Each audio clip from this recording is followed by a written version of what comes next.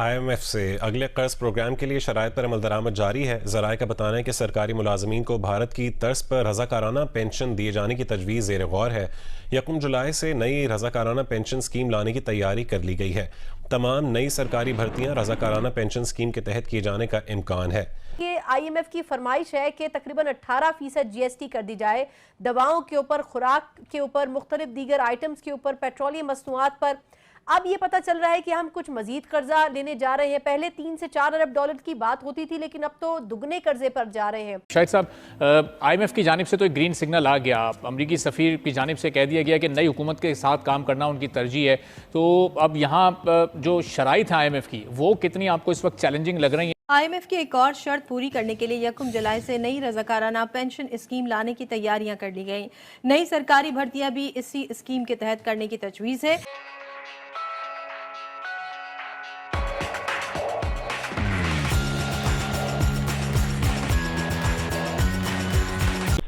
जी, जो स्कीम है इस पे हमारी इतला के मुताबिक security exchange commission of Pakistan काम कर रहा है।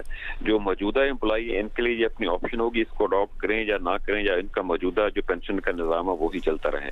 लेकिन नए मुलाजमीन जो आएंगे उनके लिए एक फंड कायम किया जा रहा है। उसकी तफसील कुछ इस तरह की है कि जितने % उसकी मुलाजम की तनख्वाह से कटेगा उतने ही % मुतलका अदारा जिसका वो मुलाजम होगा वो उसमें डालेगा, और ये इदारा और एम्प्लॉय मिल के देन फिर इसको एक म्यूचुअल फंड में इन्वेस्ट करेंगे। और उस म्यूचुअल फंड की इन्वेस्टमेंट जो है उसमें कोई जितने भी इस वक्त इंश्योरेंस कंपनी दूसरे फंड हैं वो इन्वेस्ट करके मुलाजम और फंड के दरमियान एक ताल्लुक कायम हो जाएगा। हुकूमत अपना 10 जितने भी % मुलाजम।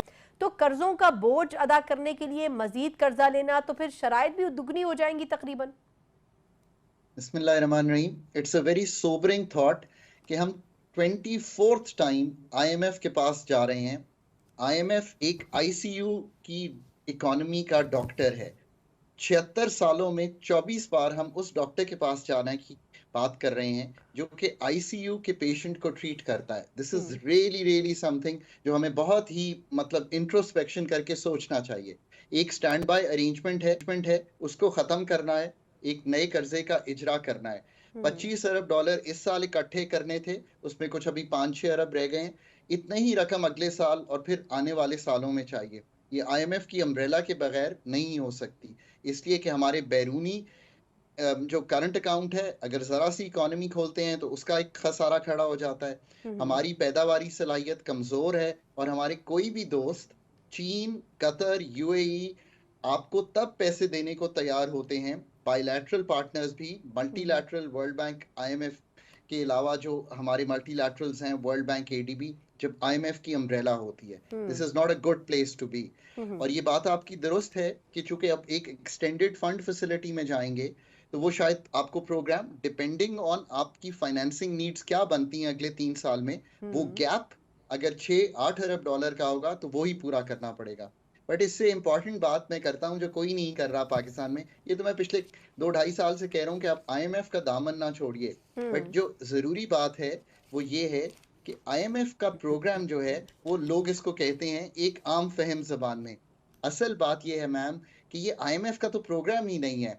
This is a Pakistan programme जिसको एक बैंकर जिसका नाम IMF है दुनिया का, वो सपोर्ट करता है through an extended fund facility. अगर आप इस तरह इसको सोचेंगी तो फिर आप कहेंगी कि आपका प्रोग्राम कहाँ है, वो आपका मालियाती नहीं, तो साइड फिर का। नजीब साहब सर, ये तो बड़ा इंपॉर्टेंट पॉइंट है। इसका मतलब ये है कि IMF कोई फिगर कोट नहीं करता कि हमने 3 से 4 अरब डॉलर लेने हैं, 2 अरब डॉलर लेने हैं, क्योंकि पिछला प्लान तो गालिबन इतना ही था। अब अगर हम 8 अरब डॉलर तक, एक तो ये भी मुझे तस्वीर मेरी कीजिएगा कि क्या हम वाकई 8 अरब डॉलर तक प्लान कर रहे हैं, और दूसरा ये कि क्या उसमें शराइत में इजाफा होगा या मजीद कड़ी होंगी, और क्या इतना बड़ा अमाउंट IMF हमें लोन की सूरत में दे सकेगा। तो पहली गुफ्तगू ये है कि इस वक्त जो प्रोग्राम है वो 3.2 अरब डॉलर का है जो 9 महीने का है। ये एक प्रोग्राम भी नहीं है, ये एक स्टैंड बाय फैसिलिटी है। जैसे इंटरिम गवर्नमेंट थी ना, ये भी एक 9 महीने का इंटरिम प्रोग्राम है, एग्जैक्टली 9 महीने का ही है, जो आपको अप्रैल 12 को खत्म हो जाएगा। अब आपने दोबारा IMF की अम्ब्रेला को रखने के लिए जब जाएंगे तो जो प्रोग्राम की वो 5 का हो, 6 का हो, 8 अरब का हो, वो पता तब चलेगा जब आपकी टीम कर सकती है ये काम, तो मॉडल करके ये बताए कि हमारी इस दफा बाकी 2 महीने की नीड क्या है, और आने वाले साल में जो 25 अरब डॉलर अगर जमा करने हैं लगभग, तो उनमें से IMF से 2 अरब चाहिए, फिर अगले साल 2 अरब चाहिए, फिर अगले साल 2 अरब, तो 6 अरब डॉलर का बन गया। अगर आपको 8 अरब चाहिए तो फिर मतलब ज्यादा लेने पड़ेंगे। सो ये बात है। अब अगर ये प्रोग्राम पाकिस्तान की ओनरशिप में है, मैं हमेशा कहता हूँ 21 प्रोग्राम इनकम्प्लीट किए हैं पाकिस्तान में। ये भी एक मिसनोमर है इस मुल्क में कि पाकिस्तान तो जी 23 दफा गया है, क्या फायदा हुआ। अगर IMF की जो बातें थी वो ठीक भी थी और वो रिफॉर्म आपको बेहतर कर देता, you never ever completed that path. आपने 2-4 रिव्यूज कराए, फिर आप बाहर आ जाते थे। ये बात मुझे इसलिए मालूम है कि 2013-16 is the only programme that Pakistan has ever completed, और मैं उस कलीदी टीम का पार्ट था जो फंडामेंटली प्रोग्राम को रन कर रही थी। That is the only programme you ever completed. अब वो मौका है कि पाकिस्तान का प्लान तो सामने रखिए ना। नहीं, लेकिन आप करना खाकान क्या साहब, चाहते हैं? मुशर्रफ साहब भी तो कहते थे कि हमने कशकोल तोड़ दिया, IMF से हमने मुआहदा खत्म किया, फिर दोबारा नहीं किया, फिर वो क्या बातें थी? वो इस तरह से था कि हमने प्रोग्राम नहीं कंप्लीट किया था, बल्कि चूंकि बहुत सी फंडिंग और वजूहात की वजह से आ गई थी, तो हमने इन बिटवीन ही वो प्रोग्राम अबैंडन कर दिया था। ये बात हुई थी, और क्योंकि उस वक्त फंडिंग बहुत आ रही थी तो और जब वो इम्प्लीमेंट होंगी तो उससे पाकिस्तान की इकोनॉमी पर और फिर जो आवाम है पाकिस्तान की, उस पर क्या असरात मुरतब होंगे? IMF की जितनी भी शराइत होती है वो कभी भी नरम कोई शराइत नहीं होती। वो हमेशा से जब भी आपको बाहर से कोई चीज डिक्टेट की जाती है तो वो सख्त ही होगी। वो कोई उसमें कोई आपसे वो नरमी नहीं। देखें, IMF जो होता है, जिस तरह एक बैंक होता है, उसने कर्ज देना होता है, लेकिन उसको फिर ये भी फिक्र होती है कि कर्ज देने वाला जो है वो कर्ज वापस कैसे करेगा। तो जाहिर है वो फिर आपको जो मजबूर होगा आगे से, उसको वो यही इकदाम करेगा कि किसी तरह भी आप अपने खजाने से इतने पैसे पूरे करें कि हमें फिर उसकी अदायगियां कर सके। तो उसके लिए आपको टैक्स लगाने पड़ेंगे ज्यादा नहीं। आगे जो IMF ने शराइत रखी हुई है, मुख्तसर ये बता दूं कि उनसे मजीद मुश्किलात पैदा होंगी। पहले भी मुश्किलात बहुत ज्यादा है, और उसकी वजह से मजीद मुश्किलात उन तबकात को पैदा होंगी कि जिन पे टैक्स का बहुत ज्यादा पड़ता है, और वो है मिडिल क्लास और पुअर क्लास, जिन्हें हम गरीब तबका कहते हैं या मिडिल क्लास तबका कहते हैं। इनके लिए ज्यादा मुश्किलात पैदा होंगी। मजीद नए टैक्स लगेंगे, जितने टैक्स लगे उनके रेट बढ़ेंगे। तो एक्सपेक्ट कि कोई रिलीफ आपको नहीं आने वाला शॉर्ट टर्म में। There would be more difficulties for the economy. ठीक है, और ये भी बताइएगा शाहिद साहब, ये जिस तरह इस इजलास में मुख्तलिफ पॉइंट्स पर इज़हार ख्याल हुआ, जिसमें प्राइवेटाइजेशन की बात हुई, कि अगर 2-4 इदारों को पाकिस्तान की ये गवर्नमेंट प्राइवेटाइज़ करती है तो उससे हम फिर कितने खर्चे कम करने के काबिल हो जाएंगे, और उससे कितना फ़र्क पड़ सकता है इस वक्त जो मईशत पर बोझ है? कोई फर्क नहीं पड़ेगा।